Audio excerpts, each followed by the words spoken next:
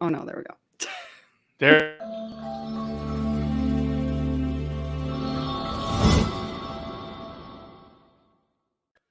Good morning, everyone, and welcome to Thoughts and Coffee. I've got my coffee. I don't know if you can see, I bought a Canada mug specifically for Thoughts and Coffee because, I've got to Nice. represent, right? Yeah, I'm rocking a Hatch show print from Nashville. Nice. I haven't been to Nashville yet, but I definitely want to go there. So good morning, everyone. And we're hoping that you are joining us this morning. It is beautiful where I am. I think it's beautiful where Jamin is. I think it's always beautiful where you live because you live in California. Everybody meet Jamin. If you don't know him, you definitely need to follow him on social media. He is killing it on Thank LinkedIn. you. Yeah, you've got so many great posts that invoke, so many different thoughts. It's not just about supply chain. It's about, mental health. I know you and I have kicked back, buddy checks back and forth the last couple of Fridays. And I just love what you're doing. You're bringing some good, positive energy to the industry. So thank you. Thank you. No, I appreciate it. And it's a lot of being involved with the Let's Talk supply chain community that makes it fun.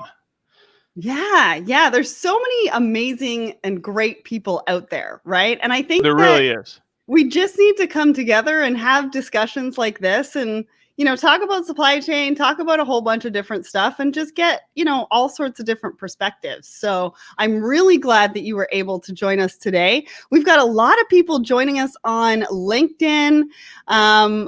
Edson from England. Hello and welcome. We've got Rami on there, Davin, Rahul, Charles, and Chris Jolly. There you go. He's Hey, looking forward Chris. to our conversation. Hi, Chris. Chris just started a new podcast, so everybody's got to go and check that out because he's also killing it on LinkedIn. So, Yeah, he's great. Yeah, let's get into it. I mean, it's early for you, so how you feeling? I mean, have you had I'm enough doing coffee? Yeah, I don't know if I've ever had enough coffee, but I'm feeling pretty good. The sun's out. I don't want to be too annoying this early in the morning, but I'm fired up. Let's go. All right, let's do this. So, we did not do a live stream last week, so we're going to do a little bit of a combination of what we were going to talk about last week, what we're going to talk about this week, and so actually, I am going to go straight to my post from about a week ago.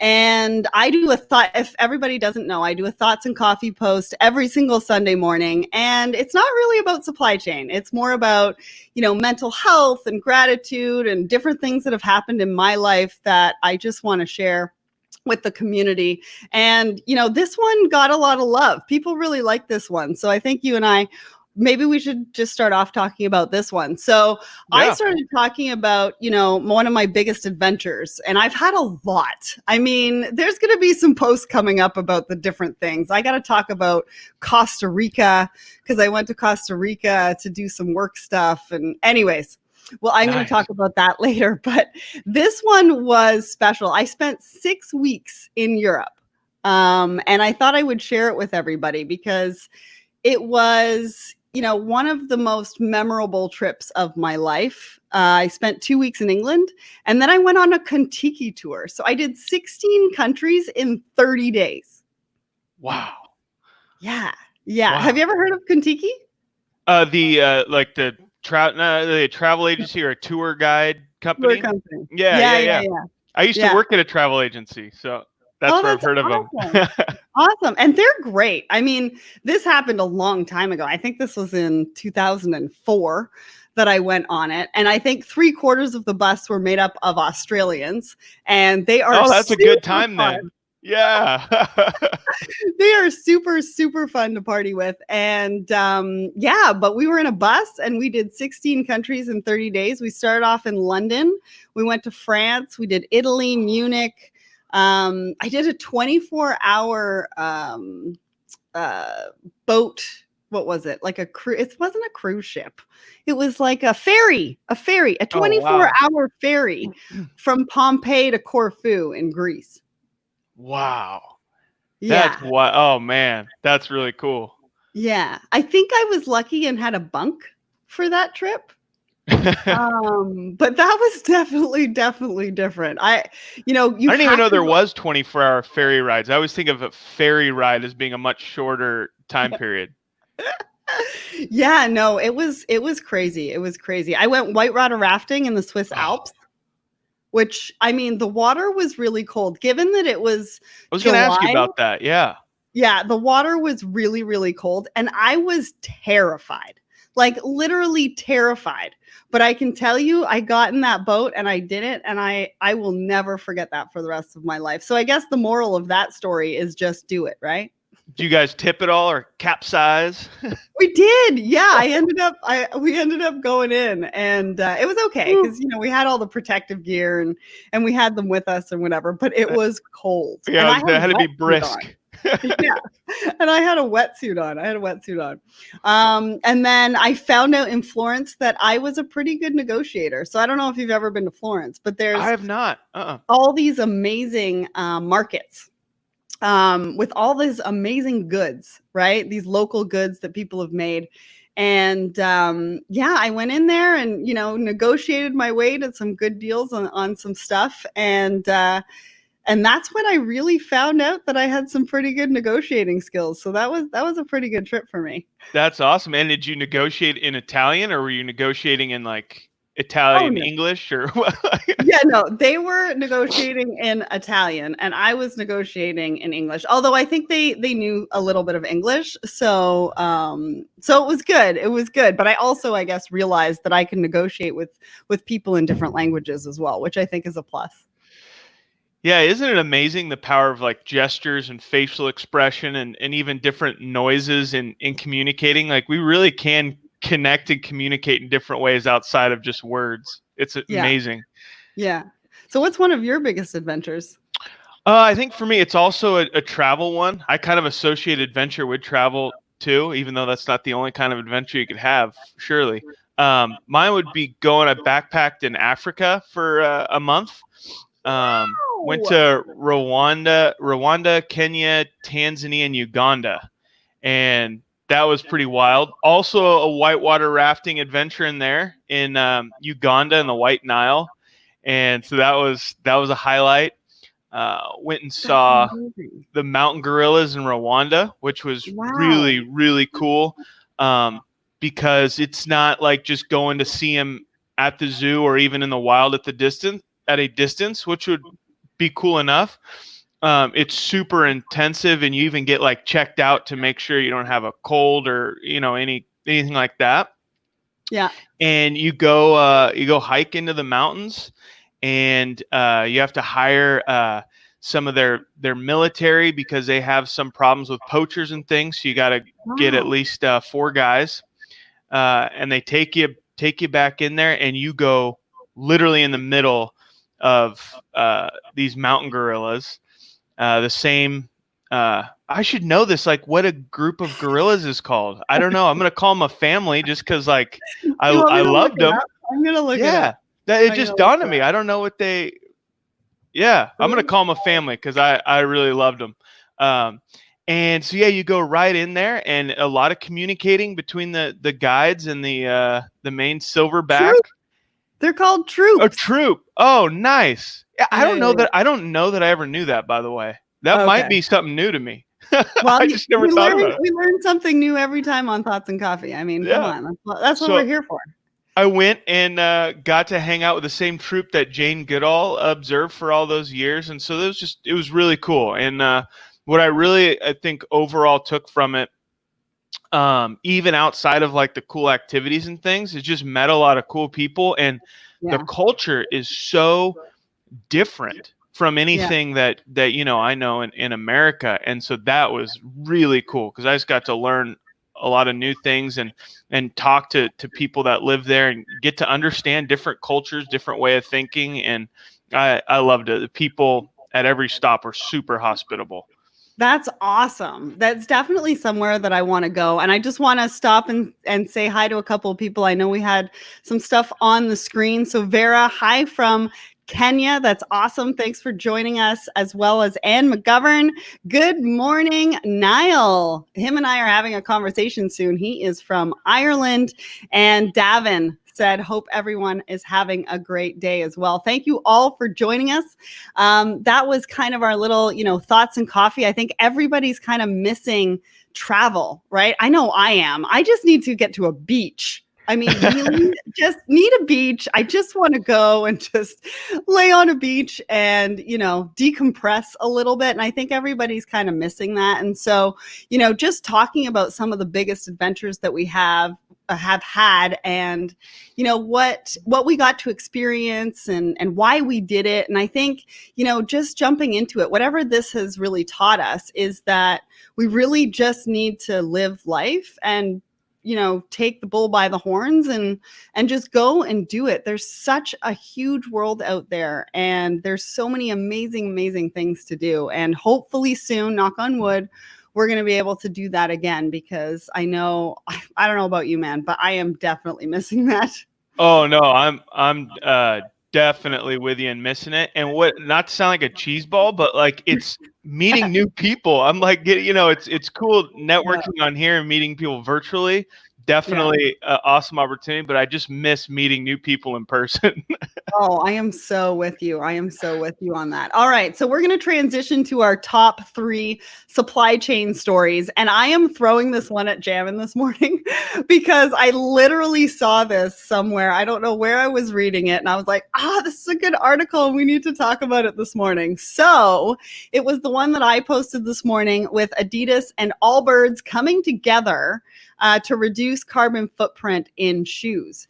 And I think one of the biggest things that, I took away from this, it said currently the average running shoe has a carbon footprint of approximately 13.6 kilograms of CO2. Yeah, that was new to me. That was a cool stat to see, or a sad stat, depending how you want to look at it. But it was just interesting.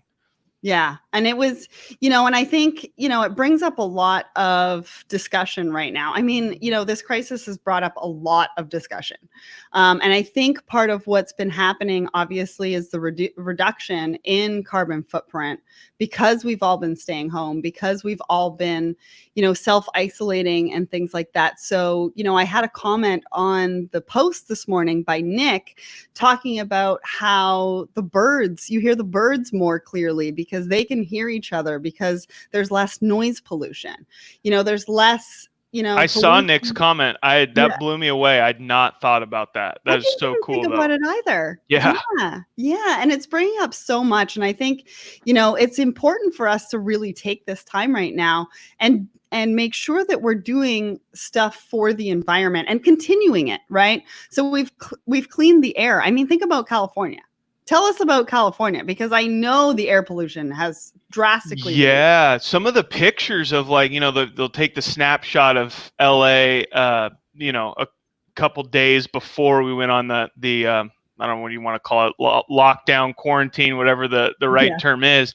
And then about a month into it, and it just is a totally different picture. That the sky looks more crisp, and you don't have that kind of that layer of fog that you can always see so often. And it just big difference in that regard. And I've really noticed, and I don't want to rub in the ocean part of it, but I live near the ocean, and I've noticed a big difference in the beach.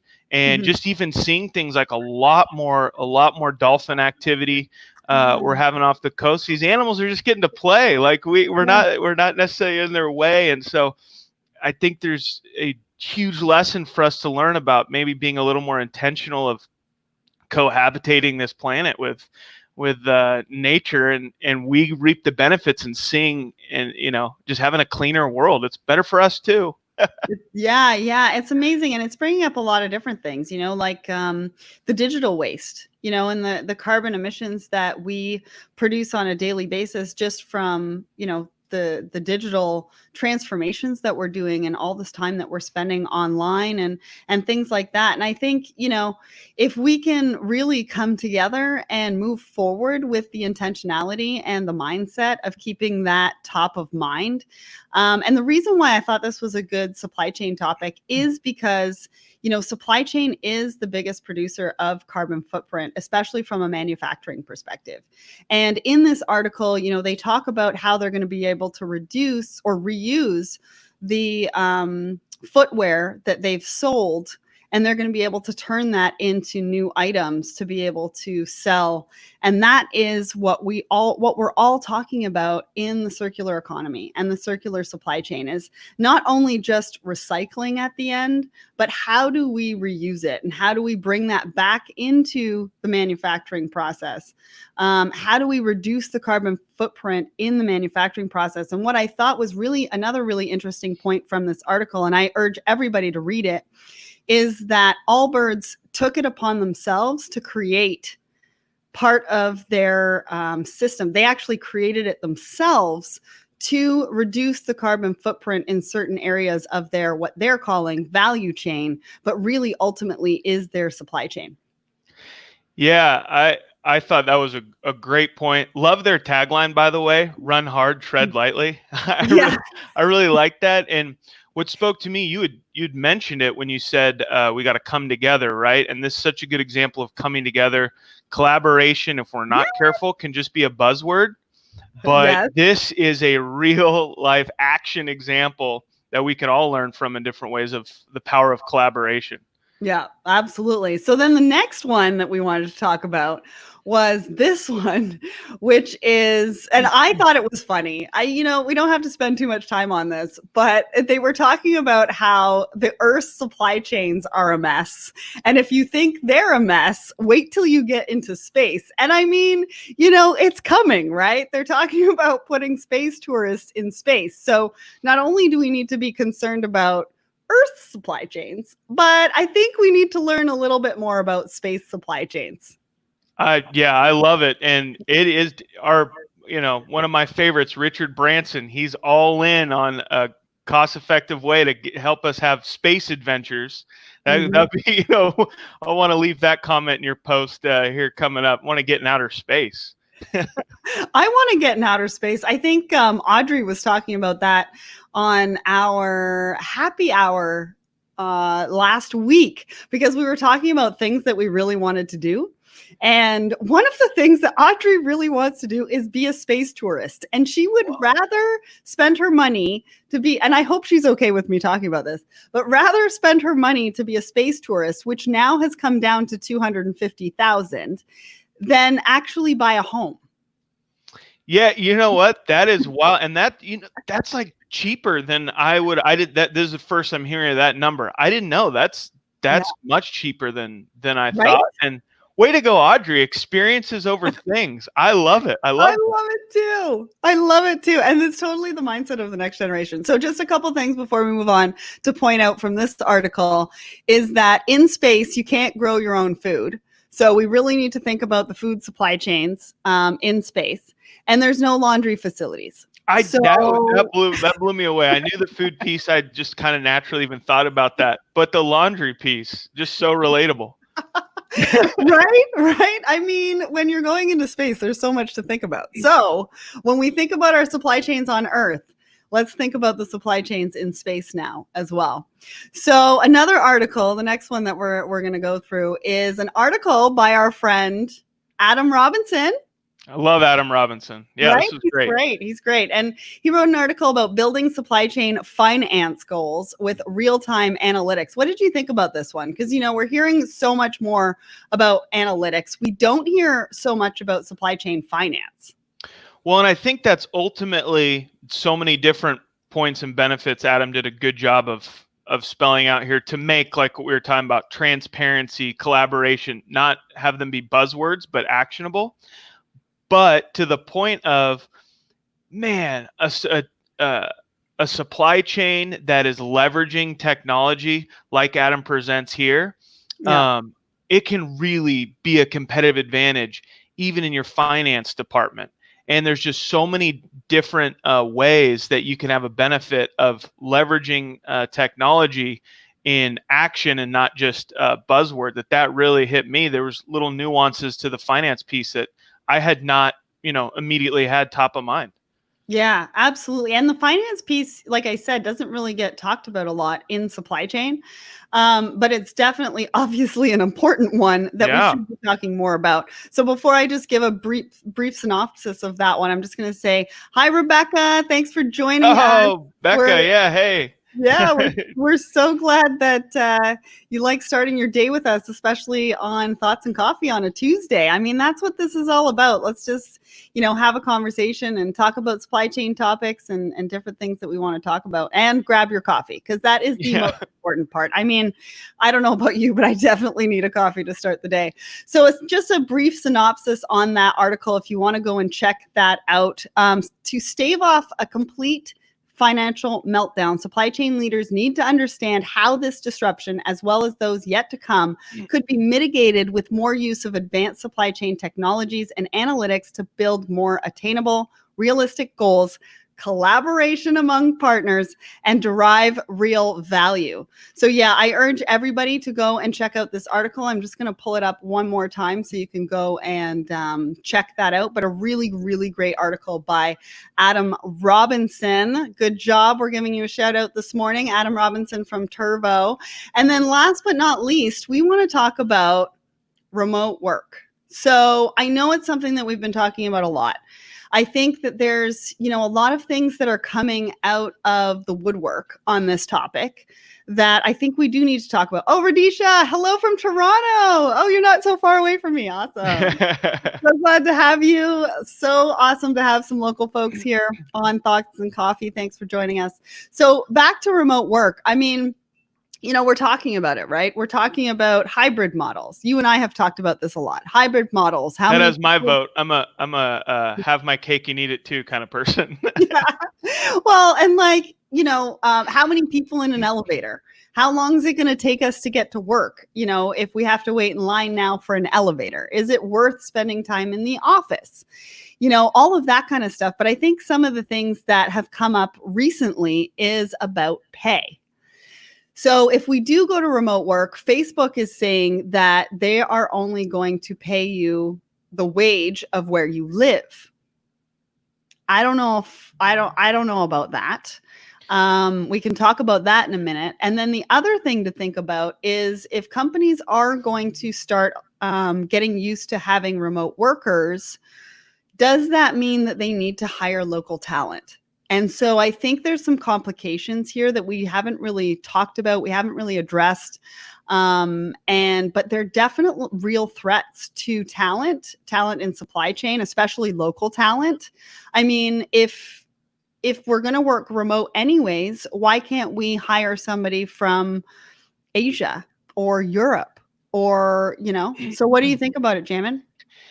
Yeah, and I think it's all in how you frame it and think about it, right? I think it definitely ups the competition level, but then it also ups the amount of opportunity you as a given individual have. Now I'm not limited by my zip code.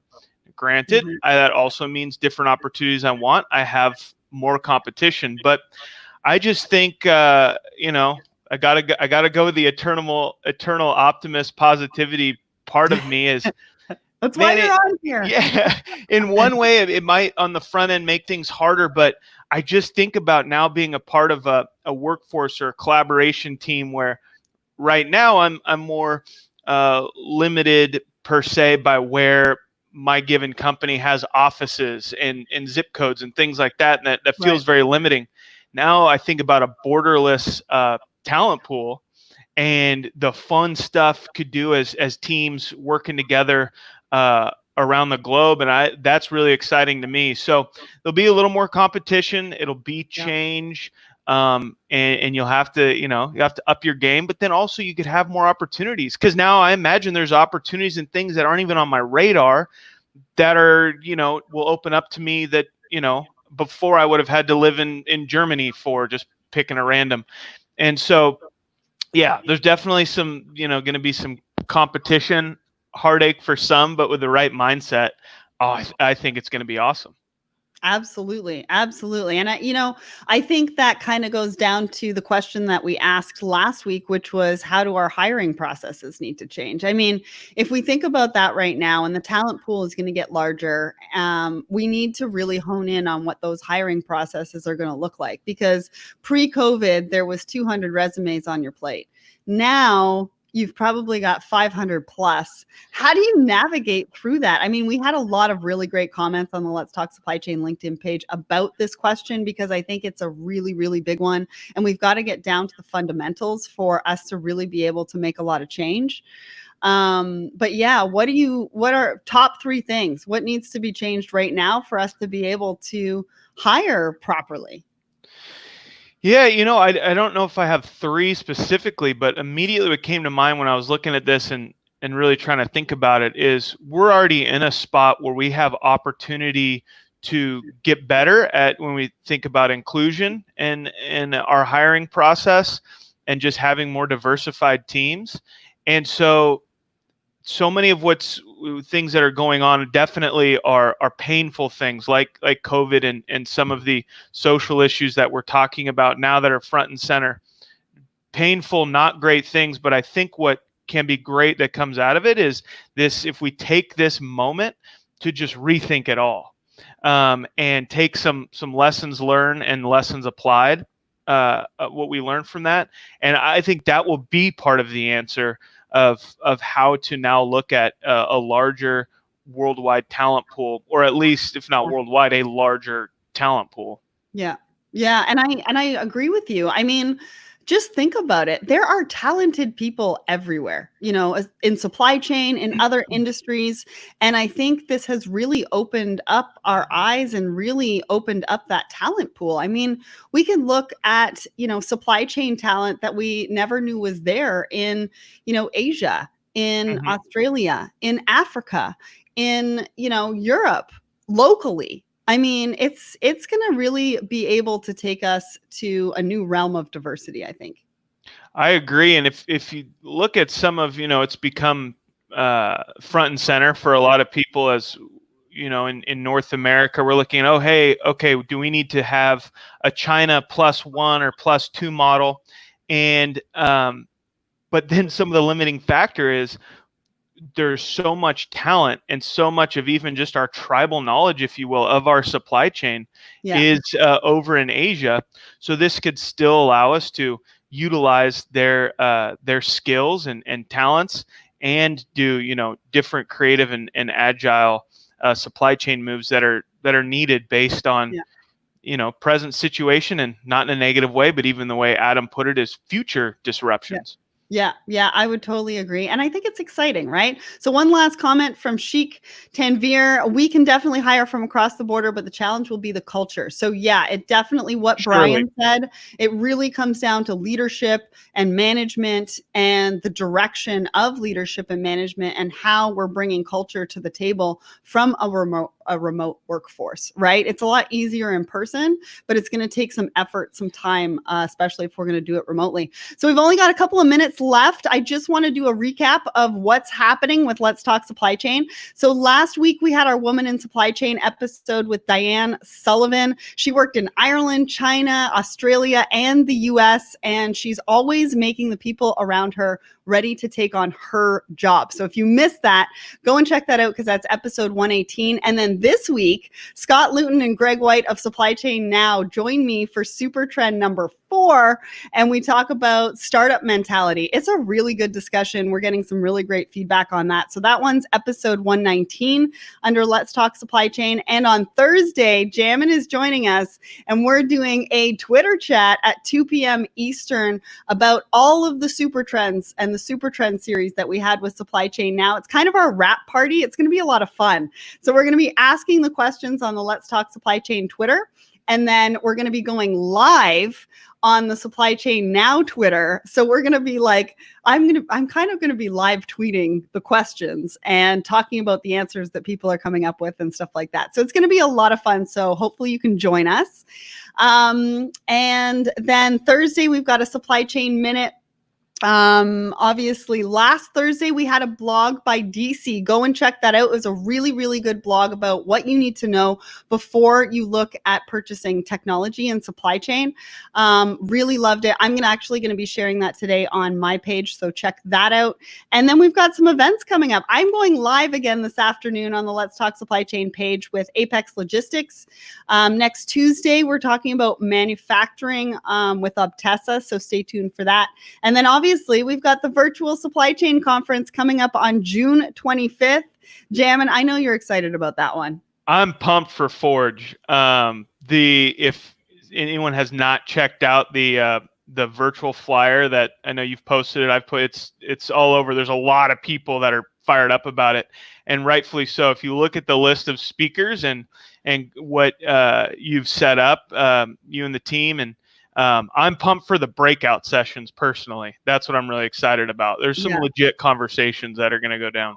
Huge. I can't even wait. And then the startup showcase. We're going to showcase some new innovation in supply chain. I'm really excited about that. So we're going to leave you with one more thing. I love Cleo Wade. I think she's great. If you're not following her on Instagram, go and follow her. She comes up with, she talks about so many amazing things, especially with what's happening in the world right now. And the one that really resonated with me today is we are the builders who are building a world that has never been built before. So we are going to leave you with that today, this morning. Thank you to everybody for joining us.